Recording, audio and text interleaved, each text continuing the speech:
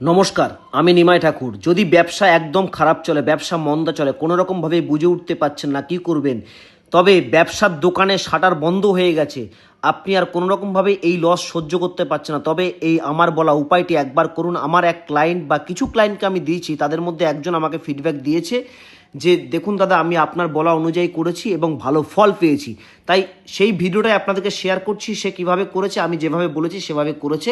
আপনারাও ঠিক এইভাবে করলে অবশ্যই ব্যবসায় 100% উন্নতি পাবেন।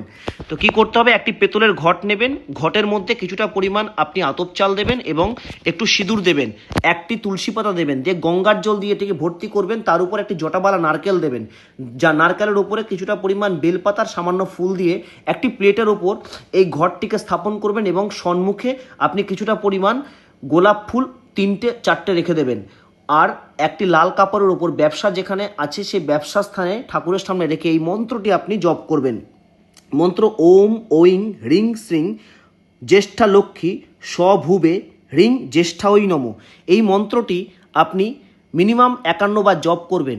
বৃহস্পতিবার দিন থেকে শুরু করবেন এবং টানা 7 দিন করুন, মিরাক্কেল রেজাল্ট বুঝতে পারবেন এবং অবশ্যই আপনি ভালো ফল পেয়ে কমেন্ট করতে ভুলবেন না। নমস্কার, জয় মা কামাখ্যা।